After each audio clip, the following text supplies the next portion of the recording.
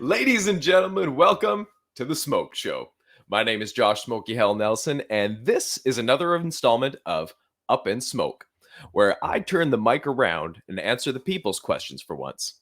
Before we dive in, please hit that subscribe button on whatever platform you're listening to this on. Thank you, by the way, so that you get each of these new episodes as soon as they drop. You can find us on Twitter at @the_smoke_show, and you can find me at TNFF_Smoky. This podcast is brought to you by the Fantasy Points Media Group as well as the TNFF Network, whom you can find on Twitter at FantasyPTSLive and at True North FFB, respectively. That takes care of the technical shit. Let's do this! Smoke Show! All right, our first question this week comes in from my boy Gymnastic. You can find him on Twitter at GoldJacketQBs. First question is, how is your mouth feeling? That's my question. So, little backstory. This morning, I went in for a root canal on my back molar. And partway through it, they decided that, you know what, your tooth is just fucked. So we're just going to book you in for an extraction instead. And so, yeah, fantastic. So everyone just, pour one out for old Smokey's back molar. But, you were great while you lasted, bud. So how's your mouth feeling? Not the greatest. I decided to delay the live stream a little bit for a couple of reasons. One, I wanted to make a couple picks in this draft that's currently going on.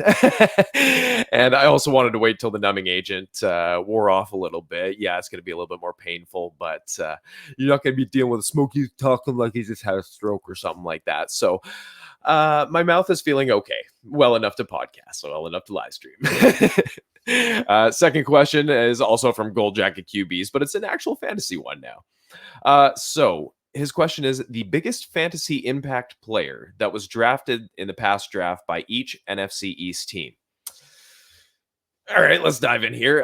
Anyone who knows me knows I'm a diehard Cowboys fan. And unless you were playing IDP leagues, in which case grab Micah Parsons and then Jabril Cox at the discount. We'll focus on the skills positions, which the Cowboys didn't really address until day 3 because, well, we don't really need to at the moment, with an under the radar stud in Simi Fehoko. I'm really hoping I'm saying this name right. I haven't heard anyone actually say it out loud yet, so I'm just going off my reading comprehension. So if it's wrong, apologies, Simi. This big boy comes in at 6'4", 222 pounds, and I'm pulling this quote from the Fantasy Points Draft Guide, which is a ridiculous wealth of knowledge that I've used to my advantage in some of my own drafts so far. But anyways, Simi Fehoko, and I quote, possesses traits that project well at the next level, including physicality both on his release versus press coverage and through his route stem, and the ability to make tough contested catches. Now, you couple all that with his size, and I think this guy makes the Cowboys' big decision next offseason a lot easier. I am talking, of course, about Amari and Gallup's contracts having an out and expiring, respectively. Do they let Gallup walk if Fehoko can prove to be a reliable and cheaper deep threat for Dak? Then you could pull Amari back into the slot a bit more where he's not facing as tough of corners and let Lamb chop down the outsides. Who knows? Maybe Gallup balls out this year with Dak and makes Amari the expendable one. All I'm saying is a guy like Fehoko gives you options. And I was quite happy to see the Cowboys take a deep flyer on him. I liked him pre-draft. A couple guys turned me on to him. Mark Mathick, designer for Viridian Global, co-owner of Viridian Global, who makes this hat, that hat back there, this beautiful CeeDee Lamb shirt.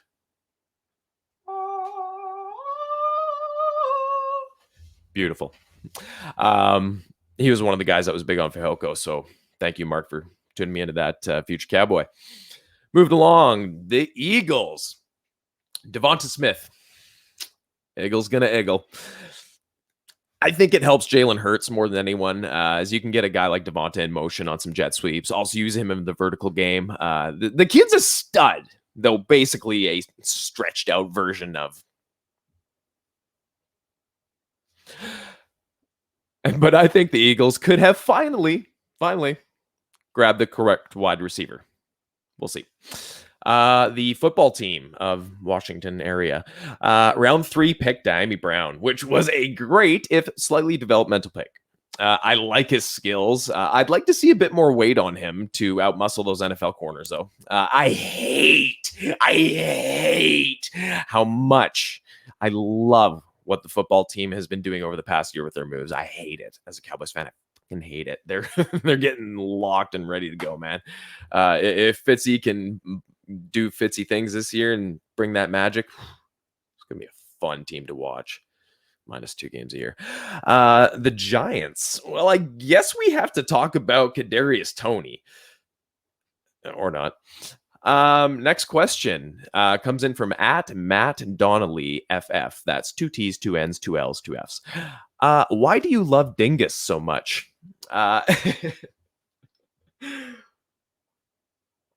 In this question, he is referring to himself, and there are several reasons why I love the man I refer to as Matty Dings. First of all, you have 9 children, which means you love kids and you love being a dad. That in itself would be enough. B, you have been super supportive and kind, talking me through some issues and even helping me to land Adam Rank of the NFL Network onto the Smoke Show, of which I will be eternally grateful. And C, 3, whatever. You have such a badass podcast and crew with the Dynasty Vipers. You are a constant inspiration to myself and others. I am absolutely certain of this. So that's why. Suck it. It's time for some shameless promotion. You want the discount for the hottest site in fantasy football? I've got it. Use promo code 21Smoky10, which sounds like it was communicated over CB radio, over at fantasypoints.com for access to a pretty ridiculous plethora of tools, info, optimizers, importers, generators, and waffle makers from the all-star cast in the industry. Again, that promo is 21Smoky10, 21SMOKEY10. Waffle makers are not part of this promotional deal or any deal at fantasypoints.com at all. All right, next question. This one comes in from my boy Garrett. You can find him on Twitter at GARRETWATO. What's your favorite team up book / storyline from DC Comics from 2010 on? And when he asked me that, my answer was pretty immediate. I'm going to go with my boy, the Joker. And sorry, move my hand here. In this compilation called Death of the Family. Not to be confused with the 80s Death in the Family, in which Robin ate a crowbar sandwich, thanks to the fans. Man, DC fans are fucking sadistic. Anyways, that collection of stories, that whole arc, Death of the Family, is just next level intense. I mean, the art is crazy. This is when the Joker comes back and his face has been peeled off. He gets it back from Gotham PD. I believe that's where they had it. And he's basically stretched it back over his face with a couple hooks and like bungee cords around his head, like a wraparound face. And it's I mean, the Joker's frightening enough as it is. Probably my favorite comic character of all time. But it's just intensely psychological, which, you know, a lot of his storylines are. But, you know, Batgirl gets a little revenge for, you know, a tragic incident, we will say, that happened in a legendary seminal Alan Moore comic. But I digress. If you are going to pick up something that you haven't read before, this was during the New 52 era, and I mean, the art is unreal, the storyline is unreal. It is it's so good. Pick it up, man. This is just fantastic. Thick, good reading, good art. Pick it up. Smokey recommends. That would definitely be my answer. Okay, and next question comes in from my wife. You can find her on Twitter at Ranchel Nelson. That is ranch like the dressing, ELNELSON. Her questions are always something else. Never fantasy football related. Even though when we first got together, she was in my fantasy football home league for the first 3 seasons that it existed. She finished third in the playoffs before I did, we will say. And then the tragic off season where she lost both Peyton Manning and Megatron from her rosters from retirement. She also decided to hang up the cleats and call it a career. And now I don't have to worry about losing bets to my wife in fantasy football anymore. Love her. Anyways, her question is, if you were stuck having to watch one of my awful TV shows, which would you pick between, she's got just a list of beauties here, Real Housewives of Orange County, Real Housewives of Beverly Hills, Girls, The OC, Selling Sunset, and Too Hot to Handle.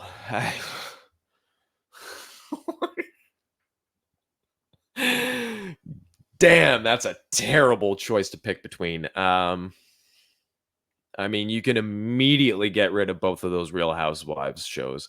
And you know what the bad part is? I will sit there and watch these shows with her just to, hang out with my wife, have some, together time or whatever. It doesn't matter what we're watching. She's happy with it. So, whatever. I can go on and set lineups or do some drafts or whatever. Anyways, the worst part is I am helpless against having some of my attention, at least a portion of it, drawn in to these shows. And I've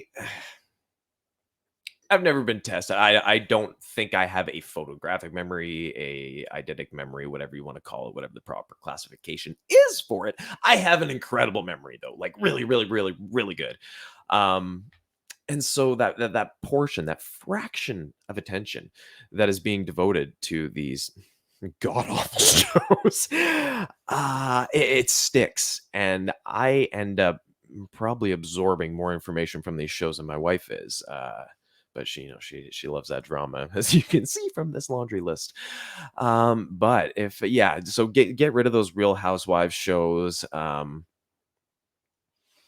There was another one that she didn't include on here. It was a spinoff from one of them. It was Lisa Vanderpump Rules, about her staff from several restaurants and stuff that she owns, and just same typical drama, just less wrinkles on the faces. But that one wasn't terrible. I could relate to it on some level because I spent 20 years in the service industry, so I could at least relate on some level, not to the drama and shit. That was never my bag, but at least I could kind of follow along with that. Anyways, Girls, kick that 100,000 yards down the road. I detest that show. Talk about the most unlikable characters in television history, and like Lena Dunham on a personal level. Fuck that chick, man. Anyways, I just not a fan of hers. All right, just not a fan. But I will give her credit for writing some of the most unlikable characters. I mean, they sold it. But anyways, I'm absolutely not. Adam Driver, wow. Fantastic actor. And he was a saving grace on that show. I've had to sit through her watching that from beginning to end a couple times. But Adam Driver, what a great actor, man. I love that guy. Anyways, where were we? The OC. I can roll with that. There were some funny parts to that. They're great. Seth, awesome, man. Comic nerd. I can relate to that. Ryan, brooding person. Went on to play Jim Gordon in Gotham. He was great in that. I can jam with the OC. Selling Sunset. Real estate. Gives a crap. Too Hot to Handle. I don't even remember watching that one with her, so that about explains what it should be. So I'm gonna say either Vanderpump Rules or the OC. We're gonna go with OC for production value and less fakeness. We'll say. Reality television could just bite it. Yeah. I don't want to talk about that anymore. Her show's bad. Oh, The Circle. Man, she just watched that both seasons or whatever that. I can get down with that. That was kind of cool. That sucked me in a little bit more than I care to admit, even though I'm admitting it now. Uh,